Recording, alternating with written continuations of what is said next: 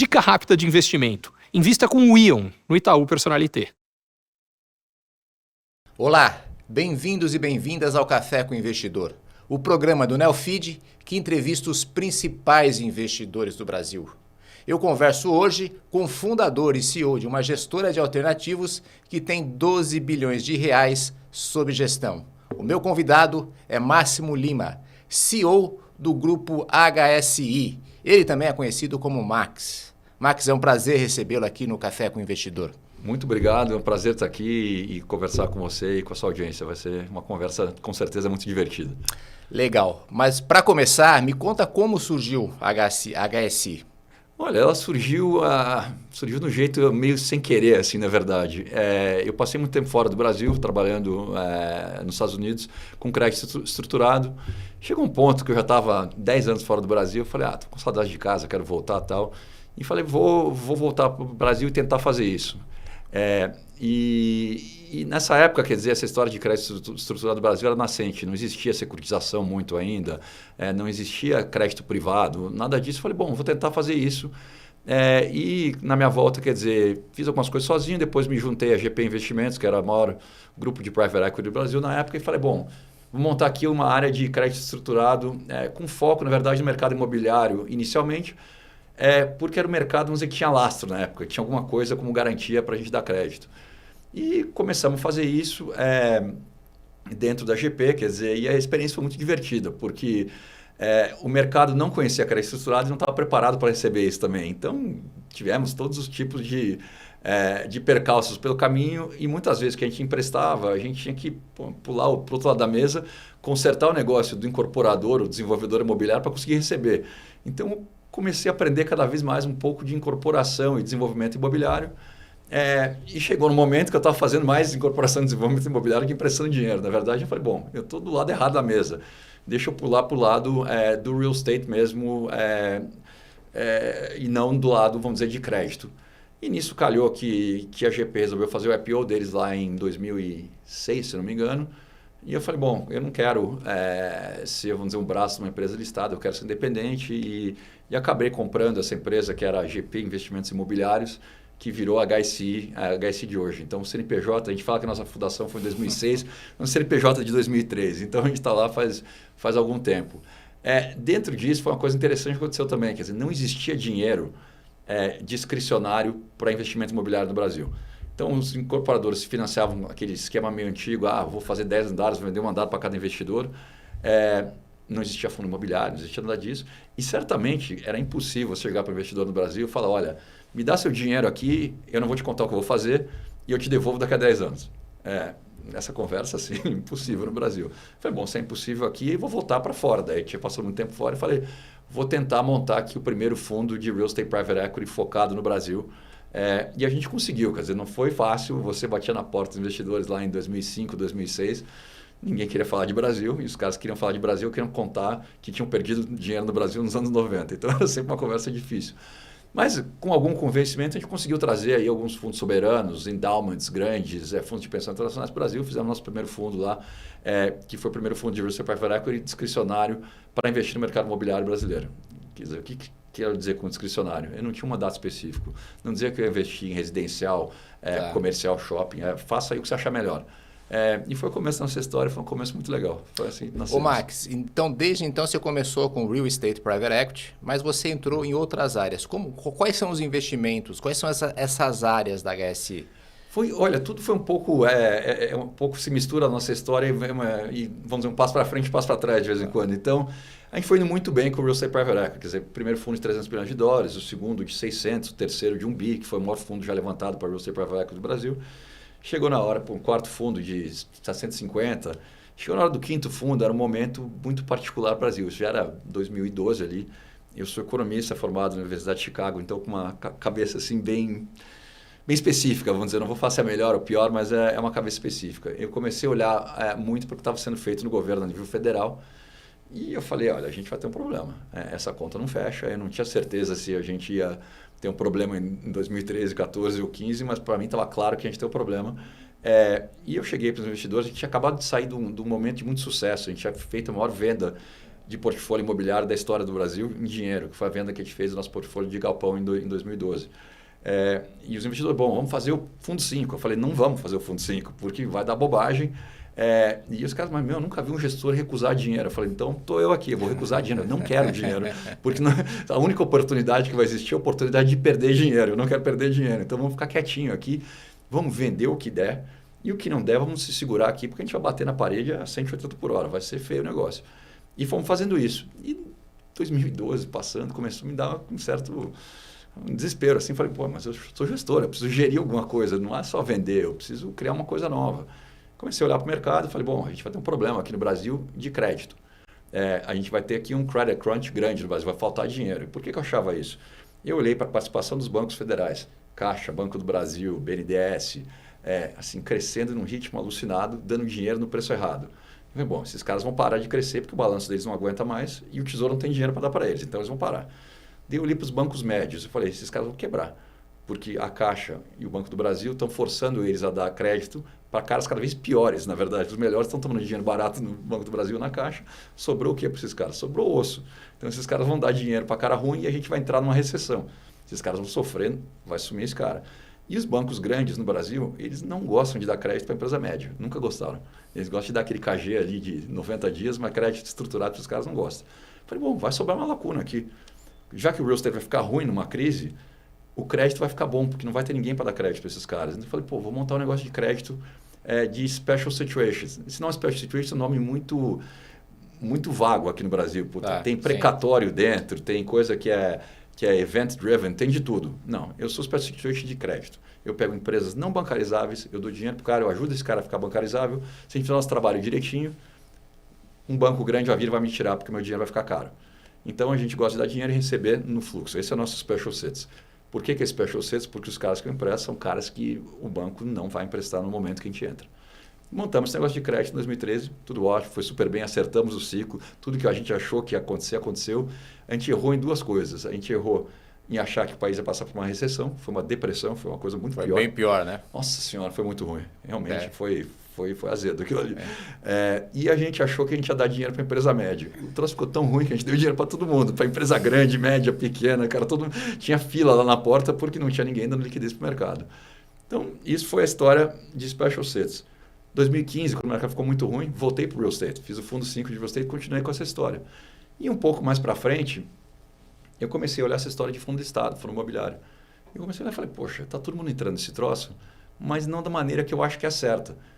Quem está entrando nesses caras? São os caras espertos do mercado financeiro, mas que não entendem nada de imóveis. Esses caras entendem zero de imóvel. Então, os caras estão comprando imóvel aqui, enfiando em fundo imobiliário, listando esse troço, porque tem investidor, tem uma demanda para isso, vamos tomar esse dinheiro.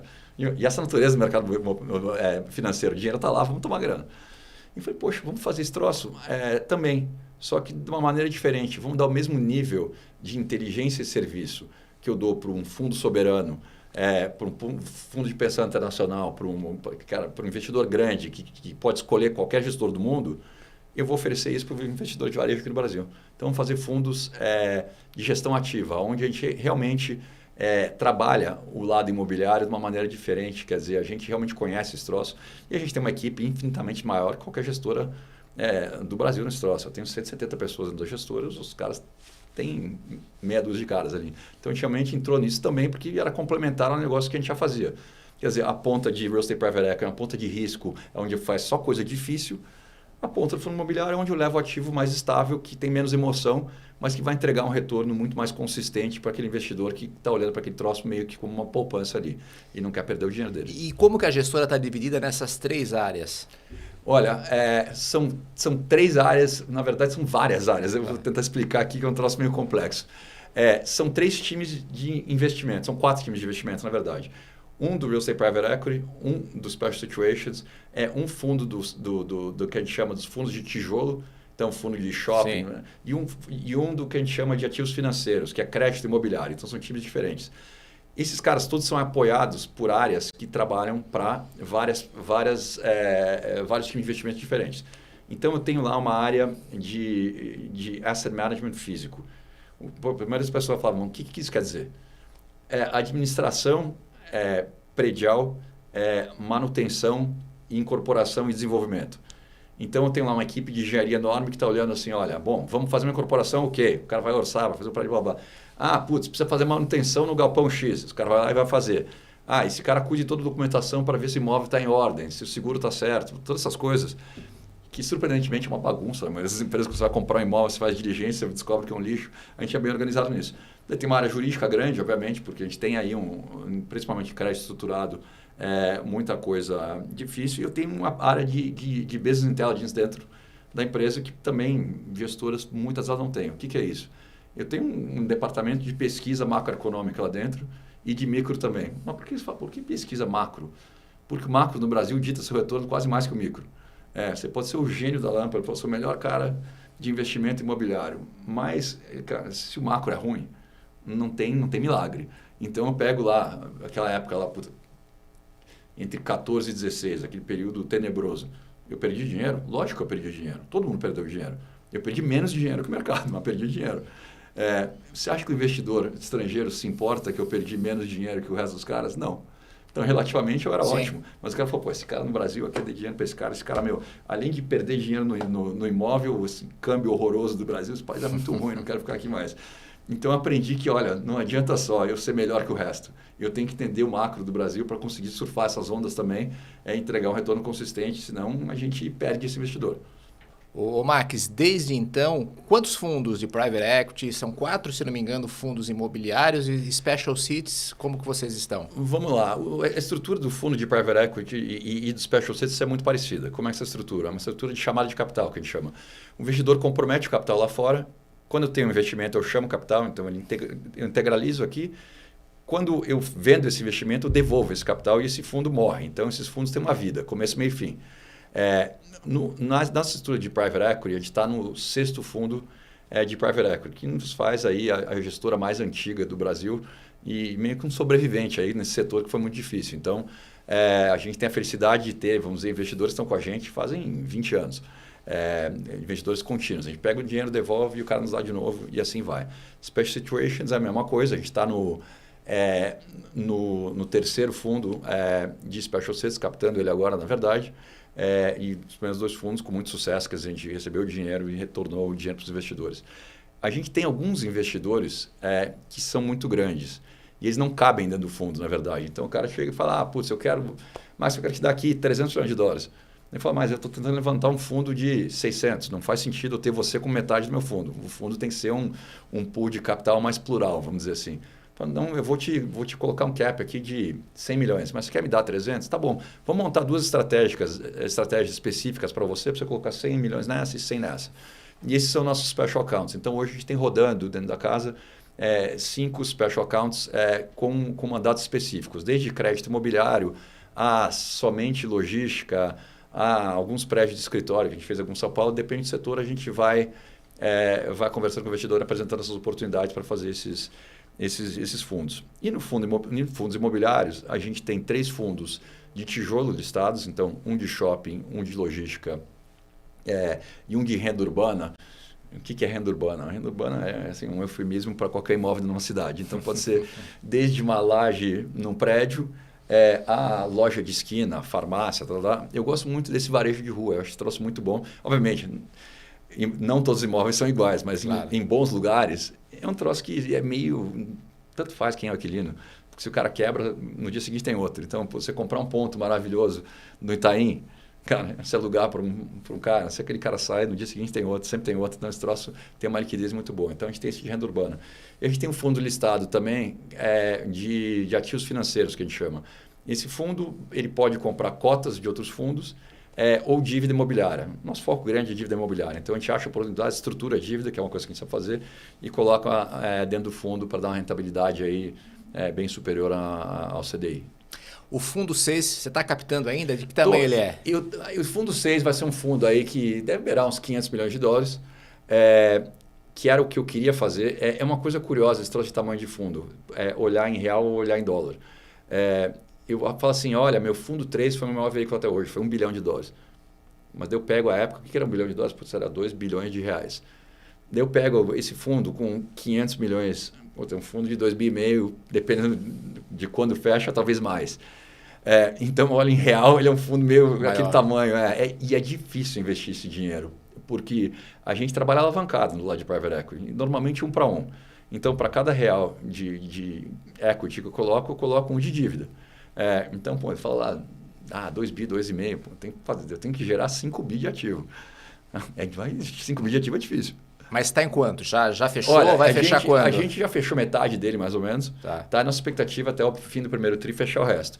Foi uma captação difícil, tá? Foi um mercado muito difícil, porque esse fundo é um fundo onde 100% historicamente dos nossos investidores eram estrangeiros. Não tinha ninguém local. E o investidor estrangeiro está com sérios problemas globalmente. Então, o cara está olhando lá para os Estados Unidos e falando, bom, o meu portfólio de VC, o meu portfólio de private credit que eu tinha antes de entrar nesse ciclo de juros altos foi para o vinagre, eu estou perdendo dinheiro loucamente aqui, o meu conselho está gritando que chega de alternativos, e nesse troço real estate, crédito privado, venture capital, tudo entra nesse bolo, floresta entra nesse bolo, tudo entra dentro disso. Então, esse bolso de alternativos diminuiu, e o apetite para o Brasil diminuiu um monte. Então, você teve 2 coisas ao mesmo tempo. Então, as nossas captações, que normalmente demoravam literalmente 60 dias, uma primeira vez, desde o fundo 1, está demorando 1 ano e meio. Vai acontecer? Vai acontecer. Então, assim, a boa notícia é que eu consegui. E eu acho que mais ninguém conseguiu no meu setor. Mas foi realmente uma captação muito difícil. Teve investidor brasileiro? Porque você estava abrindo para o investidor brasileiro pela primeira vez. Pela primeira vez, teve e está tendo, na verdade. É um mercado complexo aqui no Brasil. Você tem, de um lado, o investidor pessoa física, que não é o cara que eu gosto de vender esse produto. Esse produto não é um produto para pessoa física. Esse produto é um produto para investidor profissional. Você contar para a pessoa física, 10 anos, meu amigo, não vou te contar o que eu vou fazer, e tem uma chance de você perder dinheiro, e tem mesmo, porque isso toma risco. Não é um produto legal para você vender no varejão. Eu acho que, cara, tem gente fazendo coisas parecidas aí, eu sou meio crítico disso. Tá? O investidor institucional brasileiro, ele está se sofisticando aos poucos. Ele era muito pouco sofisticado, tiveram experiências ruins no passado com private equity, várias, na verdade, e tem absurdos no Brasil, tem alguns fundos de pensão que são proibidos de investir em FIPs. Eu falei, cara, isso é uma maluquice, o problema não é o veículo, o problema é o gestor, entendeu? Então, a gente tem que trabalhar e mudar a cabeça desses caras e falar, olha, o problema não é o FIP, o problema é o gestor. Então, teve um trabalho grande aí de conscientização do mercado local de como funciona esse troço e que esse troço pode dar dinheiro, se bem feito. Então, a gente deve conseguir aí uma captação relativamente pequena, vai ser, sei lá, 60 milhões de dólares, no 500 pau vai ser local. Um pouquinho mais de 10%. Isso, mas olha, eu queria pôr o pezinho na água ali. Tá certo. Tanto para mim quanto para eles. Eu quero ver como é que esse investidor local se comporta e eles entenderem como eu me comporto. E o terceiro fundo de Special Cities, que tamanho que é? Está captando também? Esse daí a gente está captando também. A gente deve fechar ele aí parecido com o tamanho do último, uns 350, 400 milhões de dólares.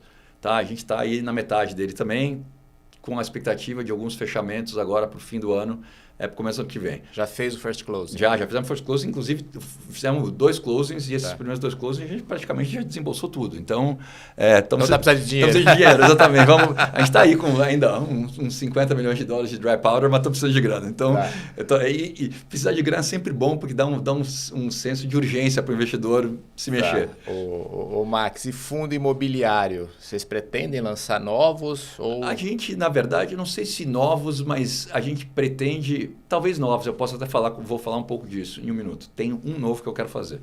É que não falei com ninguém, então você vai ser o primeiro a saber que... Ninguém no mercado, acho que imagina que eu quero fazer isso. Mas dos existentes, a gente está num processo de captação meio que constante. Sim. Porque eu quero... eu tenho, vamos dizer, uma capacidade de produção de ativo que ninguém tem. Então, meu lado de private equity, ele incorpora muito, ele está produzindo ativo. Se eu produzir um bom ativo, num preço adequado... Talvez eu queira me perpetuar dentro desse ativo. Eu gosto dele, eu quero ficar com ele, porque eu acho bom. Daí eu vou passar ele para o lado do fundo imobiliário. Eu tenho que lidar com conflito de interesse, todo aquele troço. Eu já fiz isso mais de uma vez. O mercado me espancou a primeira vez que eu fiz isso. Vocês estão fazendo aí uma coisa malvada com o cara do varejo, porque você vai vender caro do seu lado de private equity, pagar taxa de performance. Escutei tudo isso. E eu falei, não, estou vendendo porque eu acho que estou no preço adequado, um ativo bom. Que é onde seu ativo performou loucamente desse lado, os caras do varejo ganharam um monte de dinheiro, todo mundo ficou super feliz. Então, a gente toma esse cuidado de, quando a gente produz uma coisa boa, tentamos vender para cá. Agora, não necessariamente faço isso. Se aparecer um outro cara e pagar mais que o meu cara de fundo imobiliário está disposto a pagar, vendo para outro. E essa Chinese Wall existe efetivamente na empresa. Eu não brinco de árbitro aqui e falo, cara, de fundo imobiliário, você vai comprar o troço do caso do Private Equity. Não existe isso. Eu deixo os caras negociem, vocês se matem aí, porque eu não posso entrar nessa conversa. Então, como a gente produz muita coisa, obviamente, a gente tendo dinheiro para fazer as aquisições, ótimo. A gente deve até sair com algumas ofertas aí no começo do ano que vem. Eu tenho que tomar cuidado com quiet period, etc. Aí, mas vai vir coisa. Agora, coisas novas, quer dizer, a gente já faz logística, a gente já faz renda urbana, como eu disse, a gente já faz galpão. Eu vou falar uma classe de ativo que é um palavrão para muita gente, que é hotelaria. Bom, todo mundo odeia hotelaria, fala, hotelaria ruim, hotelaria aquilo, hotelaria não sei o que. Vou te falar, a gente tem na nossa carteira hoje 17 hotéis indo para 18. Tá? Nós somos talvez o segundo maior proprietário de hotel do Brasil, depois da Core, e devemos passar eles em breve. Esse negócio não é ruim, ele é bom, ele tem que ser só bem precificado e bem tocado. Por que todo mundo odeia hotel? Porque, cara, de mais uma coisa, de incentivos perversos no Brasil. Como é que foi esse negócio da hotelaria no Brasil historicamente? O incorporador se juntava com uma rede hoteleira, os caras faziam uma incorporação e o cara vendia quarto de hotel para pessoa física. Qual é a motivação desse incorporador? Vender esse quarto o mais caro possível. E o cara não quer nem saber o que acontece no dia seguinte. Quando abriu o hotel, o cara já foi embora. Ele vendeu o quarto, o problema é do careta que comprou lá. Qual é a motivação da administradora? Pegar mais um hotel para administrar também. E muitos desses caras, eles cobram em cima do top line. Então, para o cara também, se o hotel dá lucro ou não, tanto faz, cara. Vamos pegar o hotel e botar para dentro. Quando você olha esse troço com a cabeça do investidor profissional, você fala, calma aí, eu vou ficar em cima da administradora ou eu vou administrar o hotel, eu vou construir esse troço ou vou comprar esse troço no preço mais baixo possível, ao contrário, para esse troço rentabilizar, a conversa muda. Então, a gente tem uma carteira que dá dinheiro e dá dinheiro constantemente. Obviamente, vou tirar a Covid da história, porque foi uma aberração. Mas tirando aqueles 2 anos da história, é um troço que funciona extremamente bem. Mas o teu plano é pegar esses hotéis e colocar num fundo imobiliário? Uma parte deles e em partes. O mercado é traumatizado com esse troço, tá? Então não adianta eu chegar... Aí você vai ter que explicar a questão do Chinese Wall aí. É isso, de novo. Tá? Então eu vou ter que chegar para o mercado e falar, olha, eu estou fazendo um IPO no fundo aqui com esses ativos que já são meus nesse preço. E o mercado tem que comprar isso. Uma vez que o mercado compre isso, eu tenho várias etapas cruéis para passar aqui. Eu vou ter que provar para o mercado que esse troço não é ruim. Porque as experiências que o mercado tiveram com o foram péssimas. Tá? Foram fundos que deram errado, pelas razões que eu disse. Empresas listadas em bolsa que deram errado. Fizeram um monte de loucurado. Eu tenho que mostrar para o cara, olha, o hotel é um trocinho que dá resultado. E você está planejando isso para o começo do ano que vem? Para o começo do ano que vem, essa é a ideia. Fazer isso daí. Max, a gente vai dar uma breve parada para que você possa ouvir uma mensagem do nosso patrocinador. Para investir bem, você precisa saber o que está acontecendo no mercado. Isso não é fácil. Há bilhões de possibilidades, cenários diferentes. É aí que entra a inteligência artificial. Mas, além disso, cada investidor é diferente. O melhor investimento para um não é o melhor investimento para o outro. E a única forma de fazer o melhor investimento é conhecendo profundamente cada investidor, para poder dar as melhores recomendações. É isso que os especialistas do Ion fazem. É essa a diferença. Itaú Personalité, sempre em movimento. Estamos de volta com o Café com o Investidor. Eu converso com Máximo Lima, CEO e fundador da HSI. Max, você estava falando de uma série de investimentos e de classes de ativos nas quais a HSI investe. Você pode dar, vamos usar essa palavra, exemplos concretos desses ativos? Olha, posso dar, tenho N exemplos. Em shopping, vamos falar de shopping center, vou te dar exemplos diferentes aqui. A gente desenvolveu vários ativos do zero. O shopping mais produtivo de Maceió, que é o Pátio Maceió, foi um shopping que a gente fez do zero, está na nossa carteira faz 200 anos. O único shopping do Acre, parece um das malucos, super bom, a gente também fez do zero, está lá. E a gente também comprou ativos de empresas que já tinham esses ativos antes. Alguns casos interessantes, o metrô Tucuruvi, que a gente comprou da JHSF, um ativo que vai muito bem, foi super legal. A gente comprou o shopping Granja Viana, da BR Malls lá atrás. Fizemos um turnaround muito grande daquele ativo, demos mais atenção que ele estava recebendo, porque estava dentro de uma empresa muito grande, e ele hoje produz muito mais do que ele produzia na época. Recentemente, a gente comprou o shopping dominante em Uberaba, e também compramos um em Uberlândia, parece que é um tema Triângulo Mineiro, mas não foi meio por acaso. Os dois estão indo, um crescimento de NOI de 30% ao ano, a gente comprou, então indo super bem. Então, esses são ativos que estão lá na nossa carteira, que qualquer um pode olhar os resultados de quando a gente comprou e quando estão hoje, e efetivamente medir a nossa performance. Você não precisa falar que, olha, a gente é bom. olhem os números, daí vocês julgam se a gente é bom ou não, mas eu acho que a gente fez um bom trabalho lá. Em galpões, a gente montou o maior portfólio de galpão no Brasil até 2012. 2012, como eu disse, tinha aquela percepção ruim do país. Eu falei, deixa eu sair fora. E vendi esse troço. A gente vendeu na época por 2 bi de dólar. Foi uma transação bem grande. E saímos e ficamos fora. A gente tem esse tema de ficar fora de coisas, não tem problema. Fomos ficar fora de galpão por alguns anos, porque a gente achava o mercado ruim. Não tem mais galpão? Não, hoje eu voltei recentemente. Faz uns 3, 4 anos aí que a gente voltou. Hoje a gente tem aí perto de uns 2 milhões de metros, então já é bem grande de novo. E a gente foi reconstruindo esse troço. É um tema que a gente gosta, mas, de novo, especificamente. Então, eu tenho galpão. Falar nome de galpão não ajuda ninguém, mas eu posso falar de localização. Isso. Tá? Eu tenho uma tese muito clara de galpão. Eu quero estar 30 quilômetros ou menos do centro da cidade que eu estou. Tá? Então, quando eu falo de 30K, eu estou falando de 30K da Sé. Tá? Não estou falando de 30K de Alphaville. 30K de Alphaville, eu estou em Jundiaí. Eu não tô... E tem uma distinção muito grande nisso. Porque em 30K, eu faço a entrega, eu não preciso de last mile. Eu faço a entrega direto do galpão. O motoboy, ele vai 30K. Tá? Ele pega a mercadoria ou a van, vai e leva para a cidade.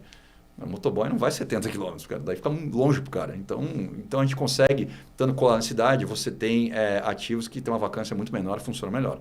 Mais difícil de produzir, mais difícil de achar, tudo mais difícil, obviamente. Mas então, galpão a gente tem aqui cercando de São Paulo e cercando outras capitais do Brasil. Então, temos Recife, temos Curitiba, temos BH, mas sempre nessa mesma tese de, olha, colado no centro consumidor. Então, e escritório é uma coisa que a gente entra e sai, quer dizer, não fica constantemente. A gente foi o maior incorporador de escritório do Brasil nesse período de 2012 a 2018. Fizemos alguns grandes empreendimentos, o Parque da Cidade, que a gente comprou da Odebrecht, lá quando os caras estavam encrencados, a gente comprou e acabou, na verdade. Acabou não, eles tinham feito uma torre, a gente fez o resto do complexo inteiro. Fizemos aqui o Faria Plaza, no Largo da Batata, aquele prédio tortinho lá. Gostem ou não gostem, eu pessoalmente gosto, obviamente, se eu não gostasse, eu teria feito, mas tem gente que acha feio. A gente achava um conceito interessante e a gente continua fazendo isso.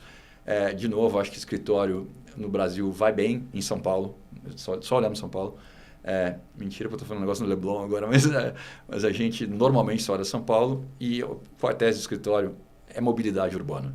Tá, esquece, tem que estar colado no metrô, na ciclovia, no ônibus, porque São Paulo é um inferno e qualidade de vida aqui é você poder sair do escritório e chegar em casa.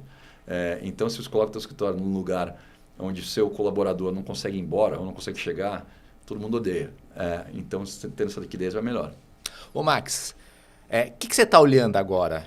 E me responde, é hora de comprar ou de vender? É sempre a hora dos dois, na verdade, depende um pouco. Eu falaria o seguinte, a gente vinha olhando shopping, a gente vinha olhando escritório. A gente está com uma cabeça agora, não é nem de vendedor ainda, mas é de hold, tá bom? A gente tinha uma tese, a tese está acontecendo, vamos segurar, porque eu acho que os aluguéis em shopping vão subir, vem subindo, porque estavam deflacionados por causa de Covid, então isso vem acontecendo. Em aluguel, em algumas regiões específicas, a vacância é zero. Então, você pega aqui, onde a gente está nessa região aqui do Itaim, não tem prédio, não tem, e os aluguéis assim, subiram vertiginosamente. Então, você conseguir desenvolver, vamos dizer, nas franjas dessa região, esse troço vai muito bem. Então, é isso que a gente está falando, prédios menores, está falando daquele desenvolvimento de 200 mil metros, está falando de prédio de 15, menor, em cima do metrô, aqui nas pontas disso, isso a gente gosta e fizemos bastante. Logística sempre tem uma demanda contínua, tem que tomar cuidado com localização, então a gente continua olhando isso e a gente voltou a olhar residencial, que é um troço que a gente entra e sai a cada década. Eu faço um pedacinho, faço um terço da década em residencial e fico 7 anos fora. A última, vamos dizer, janela de entrada nossa foi 2015, fizemos, foi super bem, entregamos empreendimentos e um incorporador que a gente trabalha falou para mim, pô, Max, vamos entrar mais. Eu falei, não, estou achando o preço do terreno caro, não. Ele falou, não, você tem que acreditar um pouco mais de preço. Daí eu falei, não, eu não tenho, você tem que acreditar porque você tem incorporadora, eu não preciso acreditar. Eu não acredito e não vou fazer. E saí e foi o desastre que foi, compraram o terreno no preço errado, todo mundo comprou. Então aí o preço de construção subiu loucamente, a margem dos caras virou pó e você olha os resultados das incorporadoras, é horrível. E esse é o mercado que eu gosto. Os incorporadores sofrendo, o mercado está muito ruim. O que acontece? Não tem ninguém comprando terreno, porque os caras estão sem dinheiro. O que você vai fazer em residencial? Então, fala um pouquinho mais sobre isso. Residencial, eu gosto de alto padrão com liquidez. Então, deixa eu definir o que é isso. Tá? Eu quero bairros caros por metro quadrado, Então, eu gosto de Itaim, eu gosto de La Madalena, eu gosto de Pinheiros, eu gosto de Jardins, porque é o que eu entendo. Então, eu olho aqui e falo, bom, eu sei o produto que esse comprador quer. Só que eu não quero fazer aqueles apartamentos de 500 metros quadrados, porque, porra, quantos caras de 30 milhões de reais existem, sabe? E esse cara de 30 milhões de reais para comprar um apartamento, esse cara não tem pressa, ele não quer comprar na planta, ele vai esperar para ver, para ficar pronto, blá, blá, blá.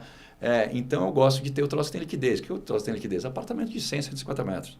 Tá? Talvez um pouquinho menor. Eu não gosto daquela tese do ovo, sabe? Vou fazer apartamento de 20 metros.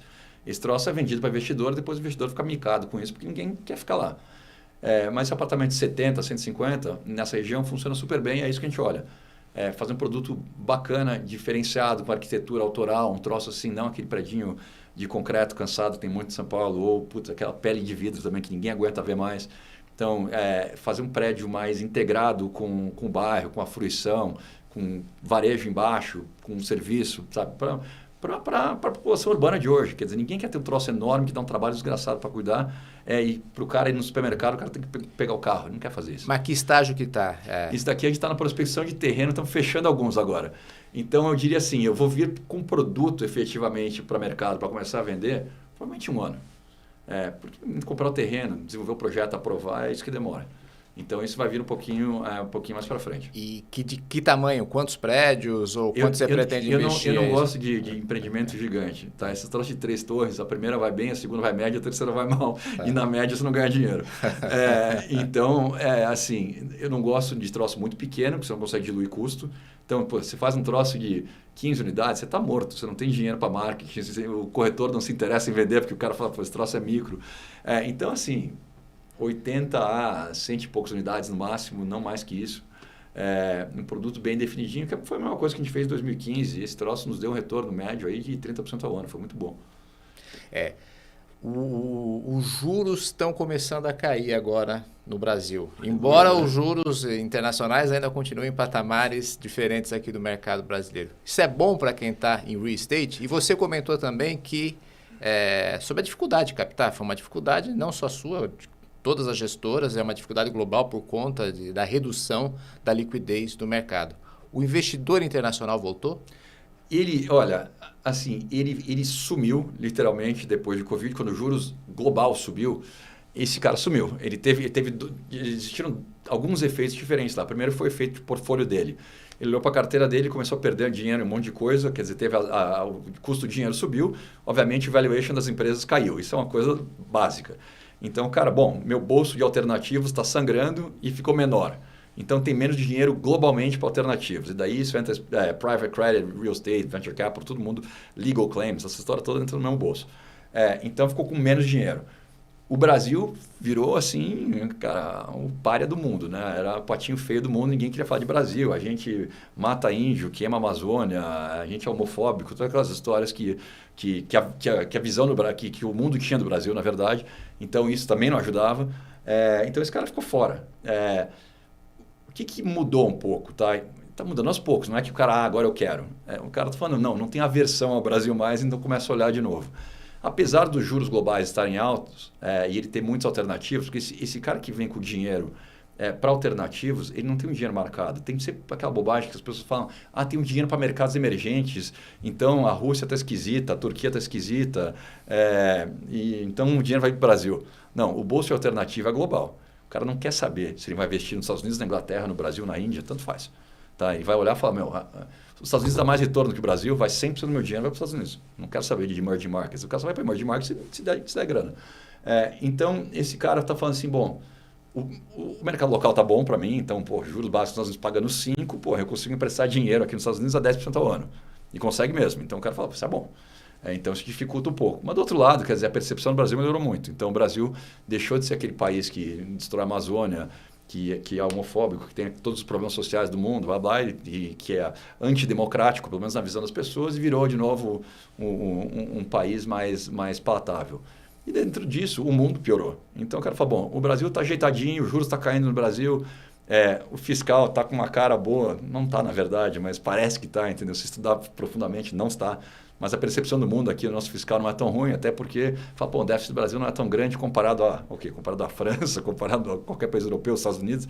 Sim, não é, mas a gente tem uma situação diferente. Então, o cara começa a falar, não, acho que dá para colocar um dinheirinho aí de novo. Então, acho que está começando a vir. Dá trabalho, ele só vai voltar com aquele gestor que tem um track record enorme, que já conhece, mas está começando a voltar. Agora, a queda de juros aqui no Brasil atrapalha no ponto de vista que o Brasil vai oferecer menos retorno comparado ao resto do mundo. Em compensação, para o investidor local ajuda muito. Quer dizer, o investidor local, como todos nós, qualquer ser racional, na verdade, CDI a 14, vou sentar no CDI, não precisa fazer mais nada. 14, tiro lá imposto, estou recebendo 12 limpinho no bolso, sem risco, sem mexer, com liquidez diária, está ótimo, entendeu? Não vou fazer nada. À medida que os juros vai caindo, esse investidor de novo começa a olhar para a classe de ativos alternativos e fala, puta, cara, se o CDI cair para 8,5, vou tirar o imposto e tal, vou ganhar 7 e pouquinho. Não, 7 e pouquinho é ruim, né? Inflação no Brasil de 4, tal, 3% real. Não, vou fazer outra coisa. Daí esse cara volta para o fundo imobiliário, esse cara volta para crédito privado e tal, e dá uma animada. Então, acho que a captação interna vai ser, acho que, bem pesada no que vem. Então, isso vai ser interessante. Max, estamos chegando no final. No final, faço um bate-bola, perguntas e respostas rápidas. Vamos lá? Vamos lá. Quem te inspira? Tanta gente. Acho que meu pai me inspirou muito, foi empresário, super sucesso, e acabou saindo do Brasil por N coisas que falou, não dá mais, insegurança jurídica, todas essas coisas, mas me inspirou em tomar decisões certas. Eu aprendi com ele que, olha, ele era empreiteiro de obra pública, pra você ter ideia, nunca teve um problema na vida. Eu falei, olha, e abandonou o negócio dele porque falou, cara, não vou mexer com corrupção. Isso me inspirou e me deu um norte na vida de falar, faça a coisa certa, no longo prazo, cara, você não vai se arrepender. Tem líderes que me inspiram, quer dizer, históricos e até correntes, quer dizer, você pega, sou um grande fã de Churchill, quer dizer, a capacidade de liderança do cara com tudo contra ele, quer dizer, com a possibilidade de dar tudo errado muito maior que dar certo e ele conseguir, quer dizer, levar o país, convencer o mundo a ajudá-lo e conseguir fazer isso quer dizer, salvar o mundo do mal de nazismo foi uma coisa, quer dizer, espetacular e inspiradora. Acho que tem inspiração todo dia em um monte de gente. E um empreendedor ou uma empreendedora que você admira? Tem dois, na verdade, no meu mundo que eu admiro. Dois que são controversos, na verdade. Um é o Ray Dalio, do Bridgewater, que é o maior hedge fund do mundo. Por que o Ray Dalio? Pela capacidade analítica, quer dizer, tomar decisões basicamente em cima de dados. Eu acredito muito disso. Quer dizer, cara, existem dados e existem opiniões. Tá? Então, cara, faz a pesquisa, faz direito, faz os dados e vai dar certo. Tem o track record do cara de 200 anos, dá certo. O cara só toma decisão em cima de dados. Ele não tem eu acho isso. Ele fala, o dado me fala isso. O outro que é muito controverso é o próprio Elon Musk, que é um cara, de certa maneira, meio parecido. Tá? O que o cara olha? O cara fala, o que é necessário e o que não é necessário. E tudo que não é necessário não precisa existir. Então, quer dizer, são caras com, vamos dizer, com nível de empatia meio zero, né? São caras complexos de trato, vamos dizer. Mas de filosofia, eu acho filosofias interessantes. Eu nunca vou conseguir ter a falta de empatia que esses caras têm. Mas eu tento, pelo menos, a maneira de pensar, eu tento copiar deles. Um erro. Ter medo de agir quando eu já sabia alguma coisa. Quando eu falei mais cedo que, olha, todo mundo perdeu dinheiro lá em 2014, 15, 16, eu não deveria ter perdido dinheiro. Porque eu sabia, eu só não agi. Então, medo de tomar uma decisão que seja extremamente impopular e contrária ao que todo mundo está fazendo, foi um erro. Se você tem uma convicção, vá agir em cima dessa convicção. Senão, o que adianta você saber uma coisa? Não adianta nada. E eu errei, eu agi devagar, eu falei, tá todo mundo animado ainda, só eu que parece que estou vendo uma nuvem preta. E não fiz tudo que eu deveria ter feito. Então, isso foi um erro. Não acreditar em mim mesmo. Um acerto. E também tem a ver com medo. Não ter medo de contratar pessoas mais inteligentes e melhores que você. Na verdade, procurar isso incessantemente. Eu não tenho esse medo. Esse é um acerto que eu tenho na vida. Estou cercado de gente boa. E esses caras, todo dia, essas mulheres, eles me puxam para cima, eles me desafiam, me fazem pensar fora da caixa. E esse é o meu maior acerto. Uma gestora é feita de pessoas. Se você tem um bando de gente, um bando de yes man em volta de você, falando sim, Max, tudo que você pensa é ótimo, você vai quebrar, garantido. Você vai errar, você vai errar mais, você vai ser pior. Você tendo um monte de gente te desafiando, trazendo perspectivas diferentes e falando, olha, não concordo, assim que se constrói, quer dizer, uma tese de investimento, um pensamento inteligente. Vendo pessoas que perguntam por que você quer fazer isso. Sabe, desafiar você a realmente entregar aquele porquê, as razões daquilo, com os dados atrás daquilo, para fundamentar essa decisão. Um livro. Eu sou fã de biografias, então estou lendo constantemente biografias variadas. Inclusive, eu acabei de acabar do Musk, foi interessante, ele é um maluco mesmo. Agora, tem uma biografia do Churchill, que eu não sei se você leu. Eu já li umas 5 do Churchill, na verdade, então eu adoro. Acabei de ler a do Safra também, do Edmond Safra, que foi super interessante. Olha, eu sou tão eclético em livro que não tem um livro. O que eu posso falar é que tem tipo de livro que eu gosto. Eu adoro biografias correntes históricas. Leio livros de negócios constantemente também, porque constantemente me educando. E gosto de ler ficção também. Eu gosto de autores daí do mundo inteiro. Um livro aqui no Brasil... O Alienista, de Machado de Assis, para mim, assim, um dos livros que eu mais me diverti lendo. Inclusive, dei para minha filha de 15 anos para ler. Falei, pai, preciso ler um livro de português para a escola. Falei, então, toma esse daqui. E continua atual, isso que é impressionante. O por isso que eu amo, né? Por isso que eu amo o livro, sabe? Você lê a história, você dá risada pensando no nosso mundo de hoje, né? É verdade. Vamos trancar todos os malucos, inclusive eu mesmo. Então. E, Max, por fim, um hobby? Olha, a minha vida, infelizmente, não me permite tantos hobbies. Então, eu vou te falar que eu tenho... que não um é um prazer e o outro é um hobby. O meu hobby é ciclismo, adoro. É o momento que eu tenho para não só exercitar meu corpo, mas exercitar minha mente, pensar em coisas que não são necessariamente só meu negócio, tá em contato com a natureza fora, eu amo fazer isso, me faz um bem assim enorme. O outro não é um hobby, mas é um prazer. É brincar com os filhos. Eu tenho 5 filhos, eu sou um ser mais produtivo. Todos com a mesma esposa, não sou crente, não sou nada disso. Eu tive gêmeos 2 vezes, então eu tenho uma família enorme. E passar tempo com eles não é um hobby, mas é um prazer. É para o que eu vivo, na verdade. O resto é meio que é legal, tal, mas o objetivo final é esse. Legal, Max. Muito obrigado aqui por participar do Café com o Investidor. Muito obrigado, foi um prazer estar aqui com vocês e vamos aí ter mais conversas com certeza durante o tempo. Legal. Este foi o Café com o Investidor. Eu conversei com o Máximo Lima, ele é CEO da HSI. Você pode assistir este programa nas páginas do Neofeed, neofeed.com.br ou na nossa página no YouTube. Você também pode ouvir esse programa no seu tocador preferido de podcasts. Obrigado e até o próximo episódio.